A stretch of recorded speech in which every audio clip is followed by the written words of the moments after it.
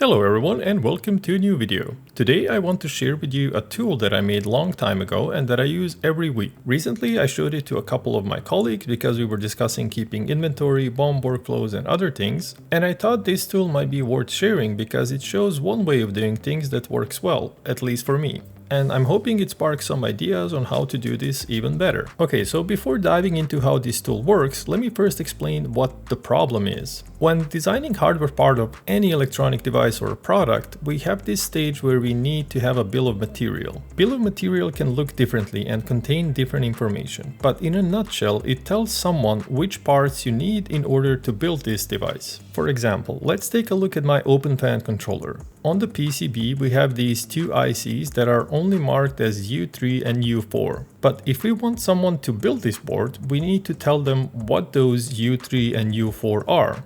Obviously, we can give them the schematic as well, but for example, the PCB shop does not really care what is connected to U3 and U4 or which pin is which. They just want to know which component to purchase and place where. This is where BOM comes in.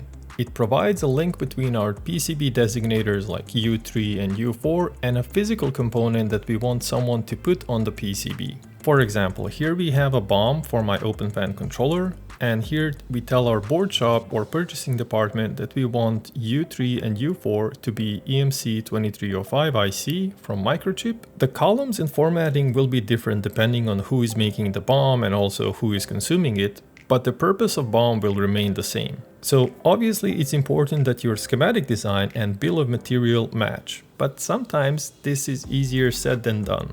For example, it can be very tempting to just quickly edit the schematic and change the value of this 10K resistor to 100K, or bump the value of this 100 nano capacitor to 1 micro, but forget to also update other parameters. Or maybe you don't forget, you just say you will do it later because right now you're in the middle of a review meeting or doing something else that is higher priority, and you never end up updating them. But then, if you're lucky, a couple of weeks later the PCB shop is asking you to clarify if they should purchase a 100K resistor or a 10K resistor. Or if you're less lucky, you get the board that is not working properly and you figure out that now you have to replace a component on all the boards you received. Let me know down in the comments if you've ever been there before, because I know I have. Or if you have never been there, let me know why you're lying. There are many different ways of avoiding this issue, and I'm going to show you one way that has worked well for me. Keep in mind that while I'm showing this in Altium, I'm using the exact same setup in KiCad, and you should be able to set up something similar for your preferred CAD tool. The setup has three main parts, and most of you can probably already guess what they are. First one is the schematic library. This is where all of the schematic symbols for resistors, capacitors, microcontrollers, and any other schematic symbol live. But notice that there are no specific parts here. For example, this one just says resistor, which is our resistor symbol. But we don't have a schematic symbol for each specific part, like 10K, 100K, 100 nano, 1 micro, and so on. It's just a generic symbol with no additional metadata. Even the footprint information is not populated. Obviously, this information will have to get populated from somewhere else, and we will see that in a second. The second part is the footprints library. This one is pretty standard and it just contains all of our footprints that our schematic symbols can use, and that's pretty much it. And the third part is the database. This is basically where everything happens. You can design your database tables in whichever way works best for you. For me, I have made individual tables for my resistors, capacitors, microcontrollers, sensors, connectors, and so on. And these tables contain all the necessary information for your design. Let's use this capacitors table as an example and examine some of the metadata. For example, manufacturer and manufacturer part number should uniquely identify this part. Then we have some procurement information like distributor and distributor part number, which can help with sourcing the part. There is also some very useful design information that can come in handy, like voltage rating, temperature coefficient, tolerances, and so on. And finally, there is the design information, which tells Altium and KiCad which schematic library and which symbol to use for schematic, and also which footprint library and which particular footprint to use for the PCB layout. With these three components in place, I can now go to Altium or KiCad and see all the parts that exist in our database along with all the metadata information. When I place a component on the schematic, all the information from the database will be available in the schematic as well. And this ensures that all this information will also propagate to our bill of material as well, which is awesome. Then if I want to, for example, change this resistor value from 10K to 100K, I can simply select another component from the database and all the information will get automatically repopulated. Or for example, if I want to change this capacitor value, I can at the same time make sure I'm replacing it with a part that has the same voltage rating or temperature coefficient or any other parameter, which is perfect for me. And all of this is great, but you can probably spot at least one issue with this approach, which is that this works great if the part already exists in the database. But if it does not exist in the database, then you have to manually add it. And adding a part to the database is another manual step where you can make a mistake and give yourself a headache in the future. Luckily for me, this is where I use my DigiKey assistant tool. Before diving into how it works under the hood, let's see it in action first. And just to clarify, this is not a web scraping tool, and it will not work if you want to automatically scrape websites to collect information. Let's say you were to add a component manually to your database. You would probably find it on DigiKey and then start manually copying part information into your database. This is obviously slow and prone to common errors like copying the wrong information into a wrong field. So instead of copying all the information one by one, I can copy the entire HTML of this page. It's important to note that this HTML source is something that is already fully loaded in our browser, and we don't cause any additional load on the DigiKey servers, which is very important because we want to be nice here. In Chrome, for example, we can inspect page source or press Ctrl U and just copy everything.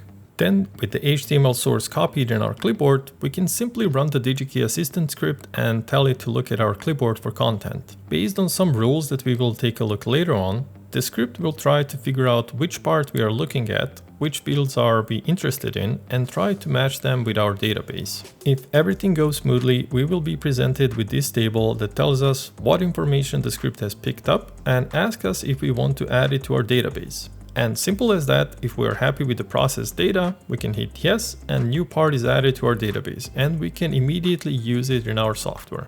Pretty cool, right? Now we can briefly take a look at how this works under the hood. I'll try to keep things relatively high level, but if you want to take a deeper dive, as always, all the source code is available in the GitHub repo. Also, I have just started a dedicated community forum where we all can hang out, talk about ideas, projects, and everything in between. If you want to check it out, it's available at forum.sashakaranovic.com. I literally just created it, so maybe we can have a forum warming party, if that's the thing. Also, I plan on having a discussion or RFC of sorts there for my automated testing platform that I've been working on for a while now. Hit subscribe if you don't want to miss when that video comes out. Also, you can follow the forum to track progress or contribute with your ideas and suggestions. Okay, so at the high level, we have a web page, or in our case, HTML source from our web browser, and we want to find certain fields and add them to the database. To find specific information in the HTML source, we use XPath expression language, which is basically a query language that allows us to specify, hey, I'm looking for this HTML element that has these properties, as well as specifying HTML structure criteria. You can actually use and test these in your web browser and on any web page. Simply press F12 to open the developer console and then press Ctrl F to do the search. You can see that we can search for strings, selectors, or by XPath. Luckily for us, web pages don't randomly throw elements on screen and hope you find them. Instead, each element has a very specific position on the web page, but that also means that each element will have a specific HTML structure and properties. We could even use our browser to actually copy the XPath of a certain element. In our case, we make them a bit more generic so we can reuse them, but just to show what we are talking about, we can search for manufacturer part number using this XPath. And you can see that if our XPath is correct, we can immediately see the matching element highlighted. Now, instead of doing this manually, we can do it in Python. And we can do it for all the items we are interested in and add them to the database, and we are good to go. But what items are we interested in? We are always interested in manufacturer part number, DigiKey part number, and so on. But for example, with capacitors, we might want to capture tolerance or voltage rating. On resistors, we don't have voltage rating specified. Or with inductors, maybe we want to also capture saturation current or something like that. So instead of making individual Python scripts for each of these categories and items, I have made one script that will read the category text of this item. In this case, it's a capacitor. And then based based on that information, it knows which rules files to use for finding relevant information. This is how the capacitor's rule file looks like. Basically, we specify what is the category text that we use for matching against the HTML code. We then have some information about the database. In my case, I have a table for each capacitor manufacturer, so if the script finds a capacitor from Samsung, it knows to insert it into capacitor Samsung database table. Then finally, we have a list of fields that we want to find in the HTML and add them to the database. The key name is the same as the field in our database. And then the value is either a function we want the script to run. For example, here we tell it to find an item in the HTML table that has text manufacturer part number. Or it can be a literal text, like for example, here we want to add DigiKey as the distributor, or for example, use capacitor as a schematic symbol. Our rules also support specifying post-capture steps. For example, here is a rule that specifies how to capture device package information. But the capture text will be something like 0402 and then in brackets 1005 metric. But we want to translate this into a footprint that we can reference in our footprint library. That's why we have this post-capture function that will try to match the capture text to our corresponding footprint. This is so that we don't have to manually edit this field when we already know that this is 0402 component, for example. And the same feature can be used for other purposes. For example, we can replace the resistor value from kilo ohms to just say K and so on. While parsing our rules file, the script will keep track and let us know, for example, if we have a database field that has no matching rule. And also it will let us know if we have a matching rule, but match was not found in the provided HTML. We can intentionally add a field to the ignored list so we don't see this warning and essentially tell the script, don't worry about this one, we are using it for something else or we don't care about it. But for example, if I add this non-existent field and try to run the script, at the end we will get a message that tells us that something is fishy and we can investigate if we want, or we can just review the information and say it's all good, just add it to the database. And there we have one last step, which is to check if the part already exists in the database. If the part already exists in our database, the script will let us know and skip inserting it. And that's pretty much it. I hope you liked my DigiKey Assistant tool and maybe even found it interesting or useful. If you did, please hit that like button and let me know what you like down in the comments. And if you have reached this part of the video, thank you, you're amazing. Also, if you want to see more of these videos, please consider subscribing to my channel or joining me on the forums. But other than that, that's all for today's video. Thank you all for watching. My name is Sasha and I will see you in the next one. Bye!